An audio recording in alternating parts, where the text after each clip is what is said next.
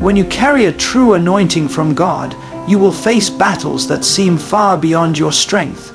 It will feel as though life has singled you out for struggle, as if every time you rise, something comes to knock you down. But what you must understand is that you are not cursed, you are chosen. The pressure you feel is not meant to destroy you, it's meant to shape you. The enemy doesn't fight what doesn't threaten him. He only fights purpose, destiny, and divine assignment. If you've been walking through storms that make no sense, it's because the oil on your life makes you a target in the spirit realm. Hell recognizes what heaven has placed inside you before you even realize it yourself. From the moment you were set apart, opposition was activated.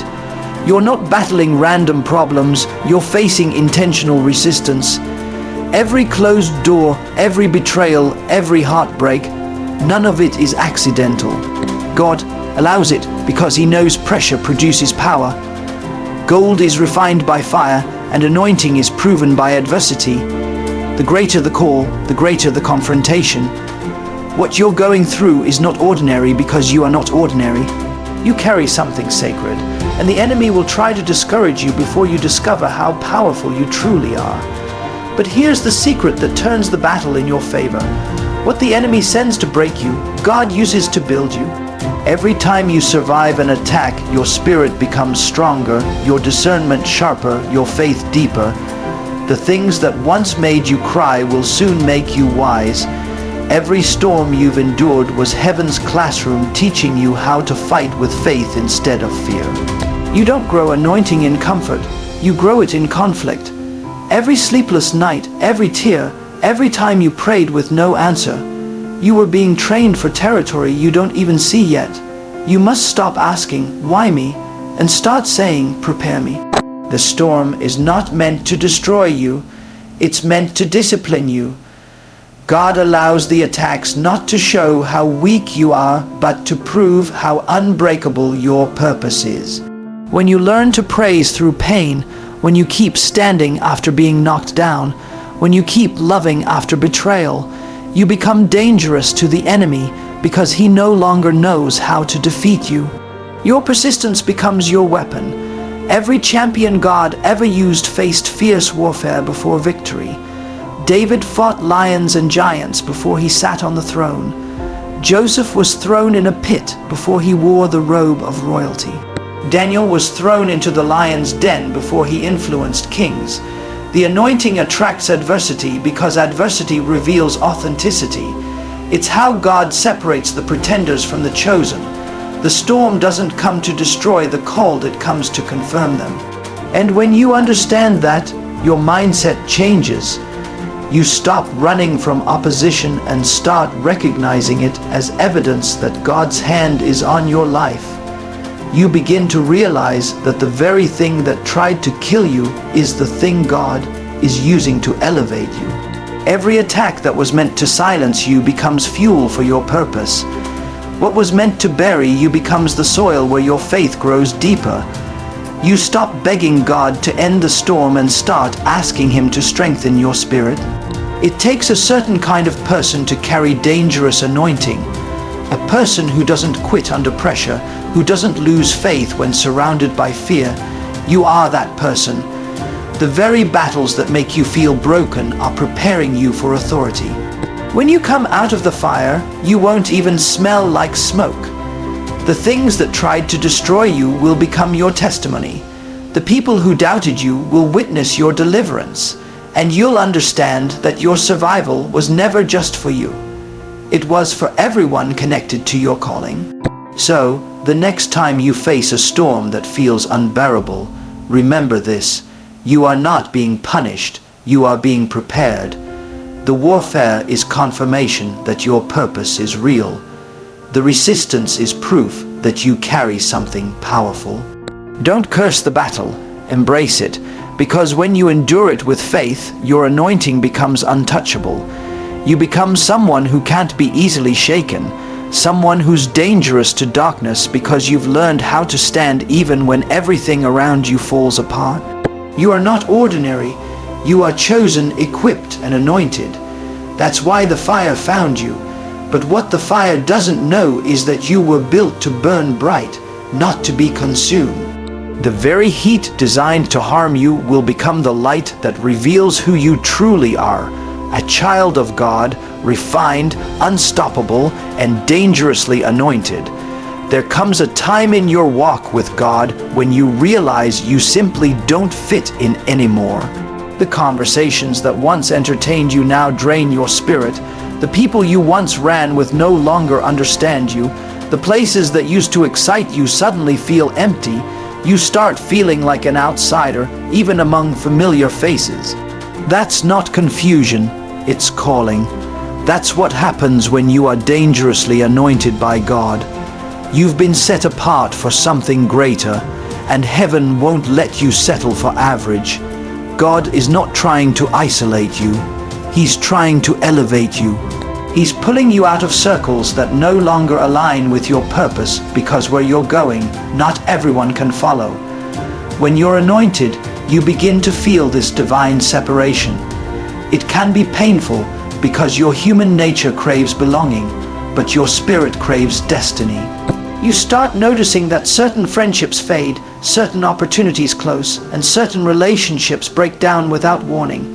You might even question, what did I do wrong? But you didn't do anything wrong. You outgrew environments that no longer feed your purpose. God removes what's comfortable to make room for what's divine. You can't carry the anointing of heaven and expect to blend in with the world. You are not called to be popular. You are called to be powerful. And that means being willing to walk alone when necessary. There is a cost to being chosen. Everyone wants the oil, but few want the isolation that comes before it. God cannot pour destiny into vessels that are still trying to please people. He will separate you until your identity is no longer shaped by acceptance, but by assignment. You might have to lose some connections to find your calling. You might have to walk away from applause to walk into anointing. When you stop seeking validation from people, you make room to hear the voice of God clearly. The separation hurts at first, but soon you'll realize its protection. God is not punishing you, He's positioning you. Think about David. Before he ever fought Goliath, he was pulled away from the crowd and hidden in the field. Everyone else was in the spotlight, but he was in the wilderness tending sheep. Yet that's where God trained him, built him, and anointed him. The field was lonely, but it was holy. The wilderness felt empty, but it was preparation. You see, when God sets you apart, He's not pushing you down. He's building you up where no one can interfere. He hides His best warriors before He releases them, because premature exposure can destroy purpose. So if you find yourself in a season where you feel disconnected, misunderstood, or even rejected, don't panic. That's the process of separation working in your favor. God is removing distractions, trimming your circle, and refining your focus. Everyone can't handle the weight of your anointing. Some people were only assigned to your past, not your future. You can love them, bless them, and still let them go. You cannot carry destiny while clinging to dead connections. When God says set apart, it means He's preparing you for something that demands a different version of you, one that's disciplined, discerning, and spiritually mature. Being set apart will make you feel like you're missing out, but in reality, you're being preserved. While others are chasing attention, God is cultivating your anointing in private. While others are seeking platforms, He's building your character. You're not forgotten. You're being fortified. The silence you feel is not rejection, it's rehearsal. Heaven is preparing your stage, and when it's time, you won't have to force your way into doors. They will open for you because you were faithful in obscurity. When you finally embrace your separation, peace replaces frustration. You stop begging to belong and start walking boldly in purpose. You begin to understand that solitude is not emptiness, it's empowerment. God is not just removing people. He's removing dependence. He's teaching you to stand on His strength alone. And once you learn that lesson, you become unstoppable because you no longer draw power from the crowd. You draw it from the Creator. So if you feel different, distant, or disconnected, thank God. It means the transformation has begun. You are being set apart for impact. What feels like isolation now will one day be the evidence of your elevation. Don't resist it. Don't fight to fit in when God has called you to stand out. You are not meant to blend into the background. You are designed to shine in divine purpose. The oil on your life cannot flow in the presence of comfort. It only flows in the presence of calling. Let the world misunderstand you. Let people walk away. Let doors close. Every loss is leading you closer to the version of yourself that God can fully use. The anointing makes you different, and that difference is your power. You were never meant to fit in. You were meant to be set apart. And when God finishes refining you, the same people who overlooked you will recognize that your separation was not rejection. It was preparation for divine elevation. When you are dangerously anointed by God, one of the first things that begins to change within you is your spiritual sensitivity. You start to feel the voice of God more than you hear it. You sense His presence even when others think He's silent. You become aware of His leading in ways that make no logical sense, yet your spirit knows it's real. This is one of the clearest signs of divine anointing, when your heart is tuned to heaven's frequency. God begins to train you to move by faith and not by sight, to trust whispers instead of waiting for signs. He pulls you into a level of intimacy where your obedience becomes immediate because your spirit recognizes His direction. This sensitivity is not a burden, it's a blessing. It means God trusts you with His secrets. You begin to feel when something is off in your environment, when a person carries wrong energy, or when a decision is not aligned with His will. You may not always understand why He says no, but your spirit just knows to pause. You may not know why He wakes you at 3 a.m., but something inside you pushes you to pray. That's not coincidence, that's calling.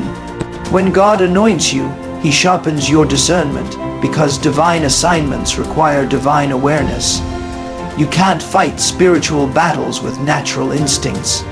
You need spiritual radar that detects what the eyes cannot see.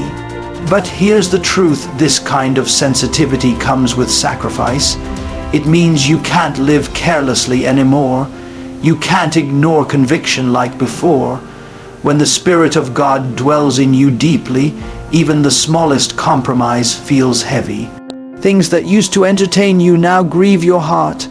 Conversations that once excited you now feel draining. Your discernment becomes a guardrail, keeping you on the narrow path. While others can do what they want, you can't, because you carry something sacred. The anointing demands awareness. God will interrupt your comfort to preserve your calling.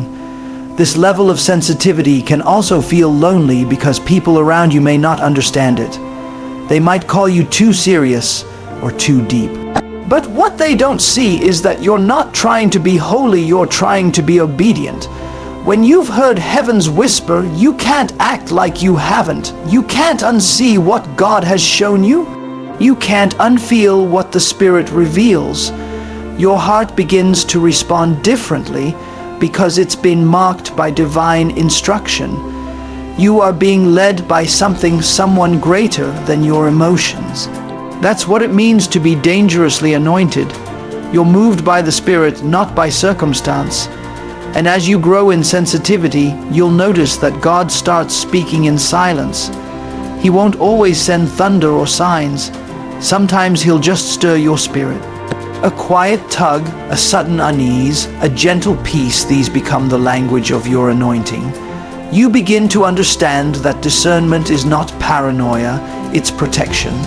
God gives you spiritual awareness so you can avoid traps that look like opportunities. He allows your spirit to sense danger before it appears, to feel manipulation before it manifests, to recognize deception before it speaks.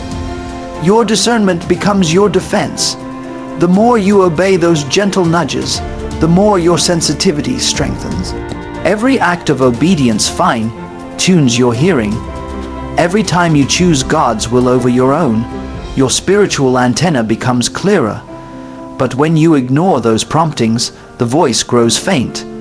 That's why protecting your peace, staying prayerful, and maintaining purity of heart are essential. God speaks most clearly to clean vessels. When your motives are right and your spirit is surrendered, His direction flows freely. This kind of discernment separates leaders from followers. It makes you see beyond the surface. You stop being fooled by appearances because you perceive truth through the Spirit. You can stand in a room full of people smiling and still feel the tension beneath their words. You can encounter opportunities that look golden but feel wrong inside. That's God's way of keeping you safe from spiritual sabotage. When you are dangerously anointed, He will never let you walk blind. So don't take it lightly when you feel His presence tugging your heart. Don't ignore that inner voice that says, wait or don't go. The same Spirit that anoints you also protects you. The more you depend on Him, the less mistakes you'll make. This sensitivity is what separates those who succeed spiritually from those who fall to distraction. Cherish that closeness, guard it. Feed it through worship, prayer, and fasting. Don't let the noise of the world dull what God is trying to say. Because when you can discern His direction, you move differently. You walk with confidence, knowing that even when you don't understand, you're being guided. You may not see the full path, but you know who's leading the way. That awareness, that divine sensitivity is proof that you are not just called, you are chosen. And when your spirit stays in tune with heaven, no force on earth can derail your destiny. You become unstoppable because you no longer move by emotion, you move by revelation. When you are dangerously anointed by God, warfare becomes your new normal. The anointing does not come without a battle, because the oil on your life threatens the darkness around you. You must understand that when God marks you, hell notices. The enemy does not attack empty vessels, he attacks those carrying purpose. The more powerful your assignment, the more intense your opposition. This is not punishment, it's confirmation. Every challenge, every betrayal, every delay is proof that you carry something worth fighting for. You are not being attacked because you're weak. You're being attacked because you're dangerous. Heaven chose you and hell fears you. When the anointing increases, the attacks shift. They become more subtle, more strategic. The enemy studies your weaknesses, your emotions, your patterns. He doesn't waste his energy on random distractions. He targets your destiny.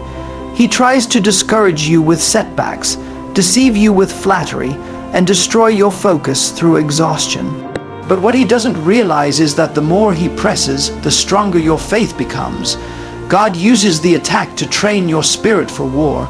You begin to recognize that you're not just a believer, you're a warrior. Every storm becomes your classroom. Every wound becomes a weapon. Every scar becomes a story of survival that glorifies God.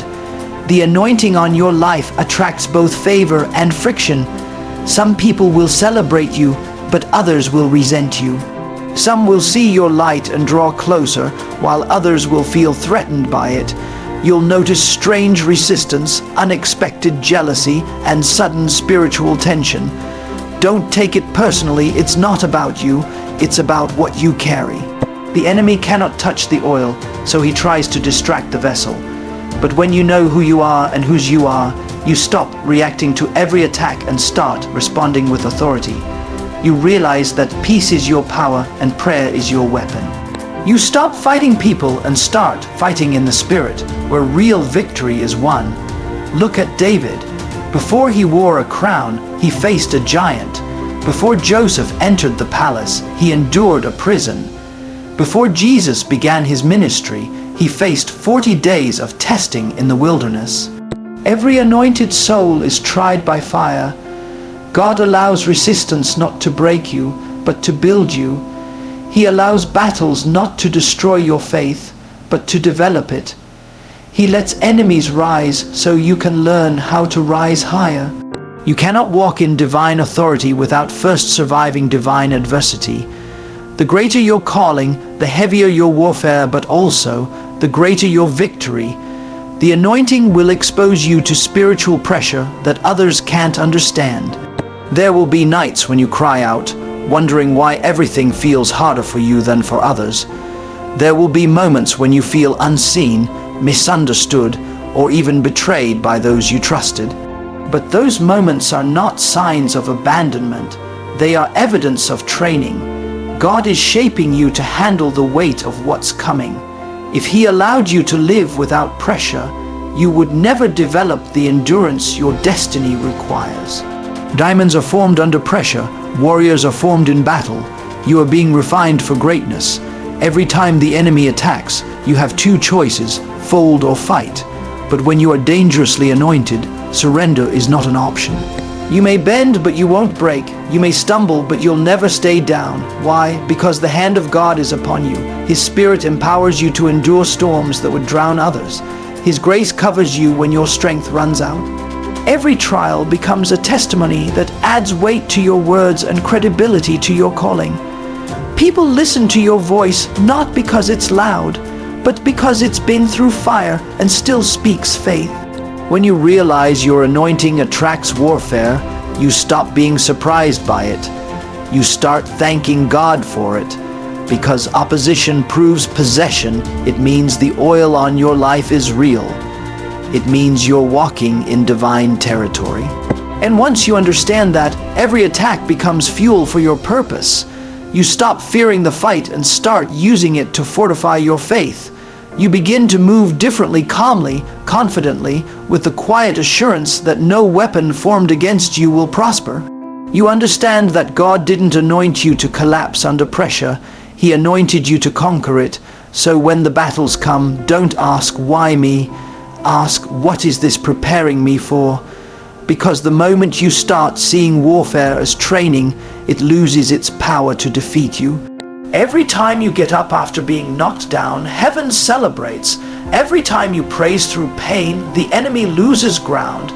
Every time you keep going when quitting would be easier, your anointing deepens. You are not just surviving attacks, you are being shaped into someone unstoppable. The warfare around you is not a sign that God left you, it's a sign that He trusts you. He believes in your endurance. He knows the oil on your life will outlast every opposition. So lift your head, wipe your tears, and remember you're not fighting alone. The same God who anointed you is fighting for you. And when the dust settles, you won't just come out stronger, you'll come out shining, carrying the kind of power that only those who have walked through the fire can carry. When you are dangerously anointed by God, betrayal becomes one of your greatest teachers. The people you thought would stand beside you may suddenly turn away. The ones you trusted most may become the ones who wound you deepest. But don't mistake betrayal for failure, it's divine revelation. God allows certain betrayals not to break you, but to bless you. Every Judas has a purpose. Every rejection has direction. The pain you feel is not the end of your story. It's the process of purification. When God anoints you for greatness, He will reveal who cannot go with you to the next level. Betrayal becomes the scalpel heaven uses to separate you from the wrong attachments. When the anointing rests upon you, not everyone can handle it. Some people love you as long as you stay beneath them, but the moment your light starts shining brighter, envy rises. You will begin to notice strange behavior, people withdrawing, criticizing, or twisting your words.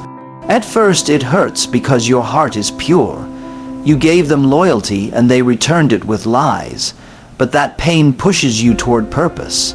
God uses betrayal to push you out of comfort and into calling. You wouldn't have moved if they hadn't hurt you. You wouldn't have prayed that deeply if they hadn't left you. Sometimes rejection is the redirection that positions you exactly where you're supposed to be. Think of Joseph, betrayed by his brothers, sold as a slave, falsely accused and forgotten in a prison. Yet every betrayal became a step toward the palace. What they meant for evil, God turned for good. That's what the anointing does. It transforms betrayal into breakthrough. When people throw stones, God builds stepping stones. When they plot against you, He promotes you in their presence. You see, the betrayal didn't stop your destiny, it activated it. Without it, you would have stayed where you were. But with it, you grew, you prayed, you matured, and you became stronger. God will often allow betrayal to expose hearts and elevate yours. Betrayal also teaches discernment. You learn to listen more to actions than to words. You stop trusting everyone's praise and start observing their patterns. The anointing opens your eyes to see beyond the surface, to recognize who is for you and who is simply near you. It's not about bitterness, it's about wisdom.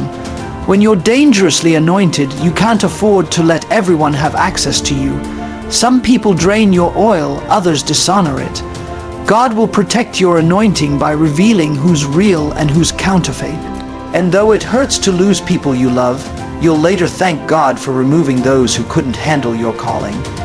You will notice that the betrayal often comes right before breakthrough. It's because God is cleaning your circle before He increases your influence. The higher He takes you, the fewer people can go with you. Not everyone who started with you can stay with you. Some relationships are seasonal, some are situational, and some are simply assignments. The betrayal you face is not personal, it's preparation. You can't walk into your next season carrying old connections that were built on convenience instead of covenant. God uses betrayal to free you from unhealthy dependency, so you'll lean only on Him. When you experience betrayal, don't waste your pain by seeking revenge. Don't curse them, bless them. Don't chase closure, trust God for vindication. Because when He vindicates you, no lie can stand, no rumor can last, and no plot can prosper. The same people who hurt you will have to watch God honor you. The anointing makes you unshakable because your validation doesn't come from people, it comes from purpose. You don't have to defend yourself when heaven already speaks for you. Your response determines your reward. Stay silent, stay kind, and let your elevation be your evidence. The truth is, the ones who betrayed you taught you more than the ones who supported you. They sharpened your discernment. They deepened your dependence on God. They forced you to stop seeking approval and start seeking assignment. You learned to pray differently. You learned to move wisely. You learned to forgive faster, not because they deserved it, but because your destiny did. Forgiveness doesn't free them, it frees you. You can't carry resentment and revelation in the same heart. You have to release bitterness to protect your blessing. When you finally heal, you'll realize that betrayal was not your breaking point, it was your birthing point. You were never meant to die in that pain. You were meant to rise from it, stronger, wiser, and more anointed. Every tear watered the seed of your purpose. Every heartbreak cleared the path for your destiny. God didn't let them betray you to destroy you. He let them go so He could show you that His plan is bigger than people. So if you're in a season where betrayal burns deep, remember this: the pain is temporary, but the promotion is permanent. You are being refined by fire, not consumed by it. What was meant to crush you will crown you. What left you bleeding will one day become the story that leads others to healing. Stay pure, stay humble, and stay anointed, because the same betrayal that broke your heart will soon become the testimony that proves your calling. When God's hand is on your life, no betrayal can cancel your blessing. It can only reveal the greatness that was hidden within you all along. When you are dangerously anointed by God, your life begins to overflow with a level of favor that defies logic. Doors open that you never knocked on, opportunities appear that you didn't chase, and blessings arrive that you didn't even pray for. This is the realm of divine acceleration where God Himself goes before you, paving paths that no man can block. When heaven endorses you, no earthly system can deny you. You don't have to manipulate outcomes or beg for recognition. Your gift begins to make room for you, and your presence carries weight because it's filled with divine purpose. This is what it means to walk in dangerous favor when everything around you starts aligning with what God spoke over your life. But understand this, divine favor is not random. It's the result of obedience, endurance, and unwavering faith in seasons when nothing made sense. You see, before God publicly favors you, He privately tests you. He hides you in obscurity, molds your character, and refines your motives. When you pass those tests, heaven responds with open reward.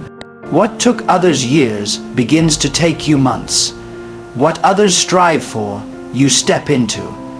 The same people who once doubted you begin to wonder how you got where you are. But you'll know the truth, it wasn't you, it was God. Favor is not fair, it's faithful. It's the evidence that you stayed pure when it would have been easier to compromise, that you kept trusting when everything said to quit. The dangerous anointing brings favor that not only blesses you, but also blesses everyone connected to you. Like Joseph, your presence becomes the reason others prosper. Wherever you go, increase follows.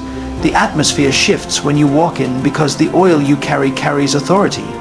People may not understand it, but they can't deny it. There's something different about you. It's not charisma, it's consecration. When you've walked through the fire and remained faithful, God's glory begins to rest on you in ways that command attention. Favor is not about fame, it's about function. It positions you to fulfill heaven's agenda on earth, but with great favor comes great responsibility. The more God elevates you, the more humility you must carry. Favor is not for flaunting, it's for serving. God doesn't bless you to boast, He blesses you to build. He gives you influence so you can impact lives, not inflate your ego. You must remain grounded in gratitude, remembering that the same God who lifted you can also humble you. Dangerous favor demands discernment, because if you're not careful, the spotlight can blind you. Don't confuse being chosen with being superior. The oil on your life is a gift, not a trophy. Stay low, stay teachable, and always redirect the glory back to God. Sometimes, divine favor will make you a target. People will question your success, misunderstand your intentions, and envy your blessings. But you don't have to explain yourself to anyone. Let your fruit speak for you. The same God who anointed you will defend you. The same grace that elevated you will sustain you. Never forget that favor doesn't mean freedom from attack. It means victory in the middle of it. The more God blesses you, the more the enemy will try to distract you. But you can't lose focus. You must remember that your favor is for purpose. Every blessing you receive is a tool for kingdom advancement. When you walk in dangerous favor, things begin to move supernaturally. People who don't even know you are assigned to help you. Resources appear when needed.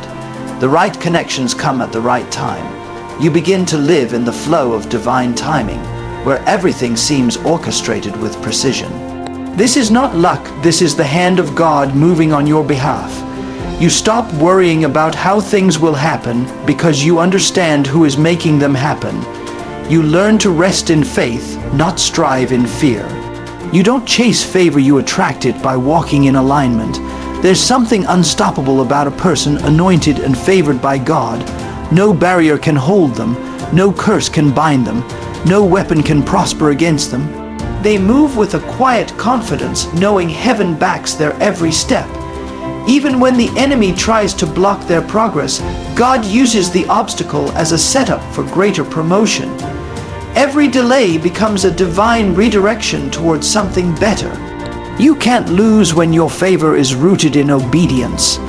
So when doors start opening, when opportunities start multiplying, and when your name begins to rise in rooms you've never entered, stay wise, stay humble, and stay hidden in God. Don't let success distract you from surrender. Remember, favor is not just about what you receive, it's about how you represent Him. The anointing on your life was given for impact, not applause. In the end, divine favor will distinguish you. It will silence your critics, vindicate your faith, and magnify your God. You will become living proof that when heaven decides to favor you, no force on earth can stop it. You won't have to chase blessings, blessings will chase you. You won't have to compete, you'll be chosen. Because when you are dangerously anointed, your steps are ordered, your path is protected, and your destiny is unstoppable. All you have to do is stay faithful, stay focused, and keep walking in the favor that only God can give.